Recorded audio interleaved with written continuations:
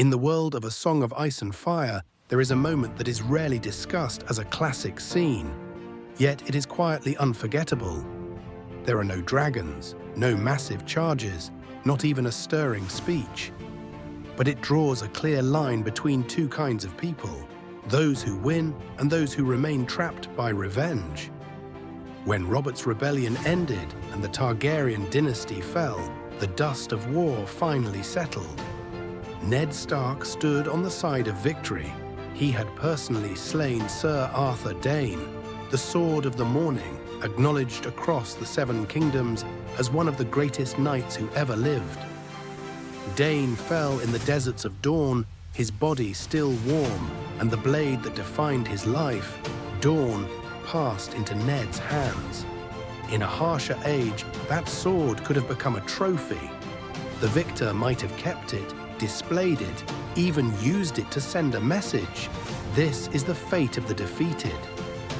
But Ned did none of that. He did not order the armor stripped from the corpse. He did not turn victory into humiliation. Instead, he rode alone across the desert and returned Dawn, untouched, to House Dayne at Starfall. No judgment, no final blow, no explanations, only a clear and deliberate decision. The war was over, and the dead would not be used again. This was not forgiveness. It was a refusal to let hatred rule the future. In high fantasy, this is perhaps the clearest expression of what it means to say, "Let the dead be, 逝者已矣." A true victor does not need to prove anything to a corpse.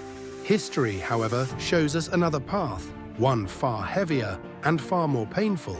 Turn the clock back to 506 BCE during China's spring and autumn period.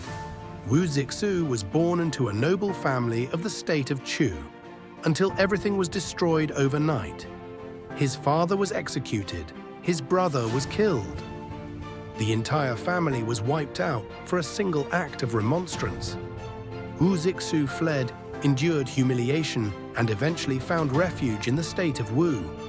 Years later, Wu's army captured the Chu capital, but by then, King Ping of Chu, his sworn enemy, was already dead. The hatred remained.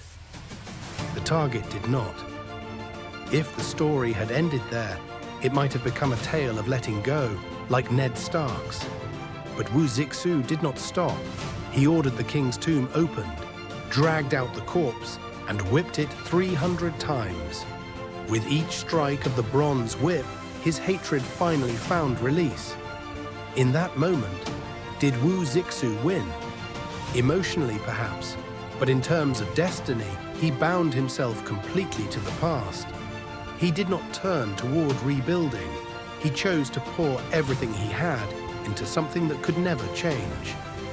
Later, generations judged this act with 4 words: a reversal of all moral order, 道行逆施.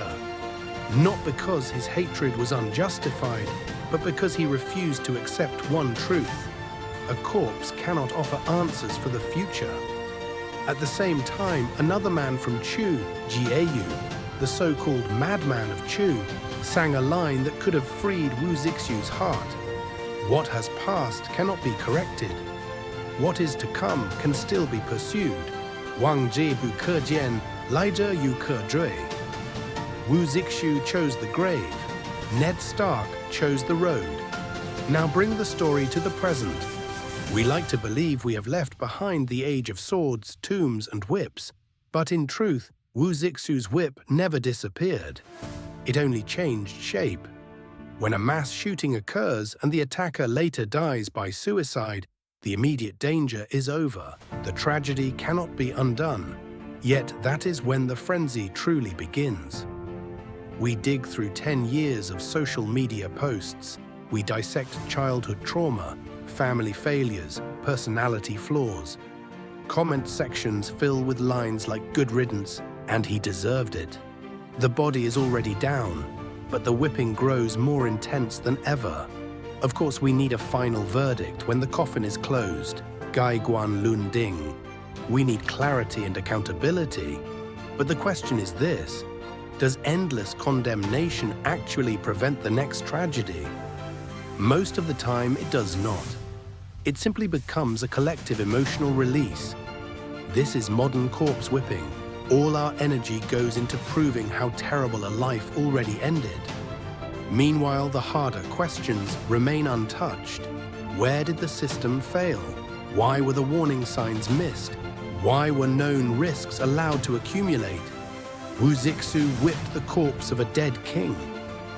We whip individuals who can no longer respond. Different forms, same impulse. When Ned Stark returned dawn to dawn, it was not because he was soft, it was because he understood something painfully clear. Cling to the dead long enough, and the living stop moving. True strength does not require proving one's righteousness on a corpse. True responsibility is not exhausting our anger, but lifting our eyes beyond the body and toward those still alive. Let the dead be. 逝者已矣 is not about excusing crimes. It is about making room for the future. If we remain trapped in what has already ended, then no matter how much technology advances, we will simply repeat the same tragedy in a different form. Whip less, walk forward more, because anyone staring at wreckage in the rearview mirror will never see the road ahead.